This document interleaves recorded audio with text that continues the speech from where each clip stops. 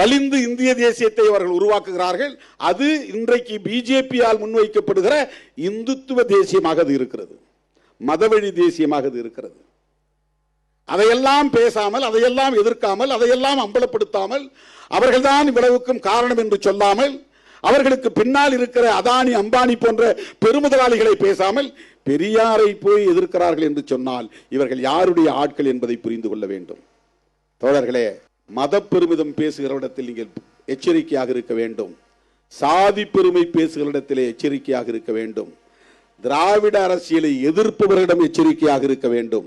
அதிலும் குறிப்பாக பெரியாரை விமர்சிப்பவர்களிடம் எச்சரிக்கையாக இருக்க வேண்டும். இது ஒரு மெசேஜ் நான் சொல்றேன், ரொம்ப முக்கியமான செய்தி. எல்லோரும் இங்கே குழப்பிக் கொண்டிருக்கிறார்கள். கருத்தியல் அடிப்படையில் நமக்கு ஒரு தெளிவு தேவை, நமக்கு ஒரு தொலைநோக்கு பார்வை தேவை.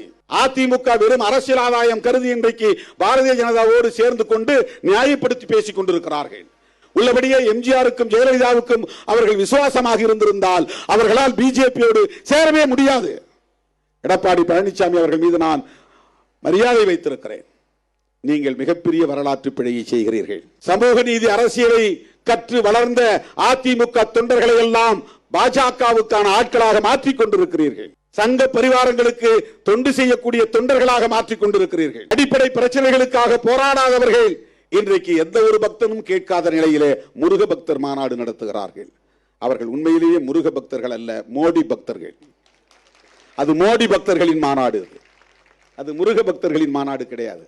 முருக பக்தர் மாநாடுனா நாமளும் போயிருக்கணும்ல, நாமெல்லாம் முருக பக்தர்கள் தானே. நாம அவரை கடவுளா நினைக்கிறனால நம்முடைய முன்னோரா நினைக்கிறோம் இல்ல. தமிழ் முன்னோர்களில் அவரும் ஒருவர் என்பதுதானே நமக்கு சங்க இலக்கியம் சொல்லுகிறது. குறிஞ்சி திணையின் தலைவர் தானே. அவர்கள் என்ன சதித்திட்டம் தீட்டி வருகிறார்கள் என்பது அதிமுக தலைவர்களுக்கு தெரியாதா? RSS நிகழ்ச்சியிலே போய் கலந்து கொள்ளக்கூடிய அளவுக்கு எப்படி நீங்கள் நீர்த்து போனீர்கள்? முருக பக்தர் மாநாட்டிலே போய் அமர்ந்திருக்கிற போது அண்ணாவை இழிவுபடுத்தி வீடியோ ஒளிபரப்புகிறார்களே, அதையெல்லாம் எப்படி உங்களால் வேடிக்கை பார்க்க முடிகிறது?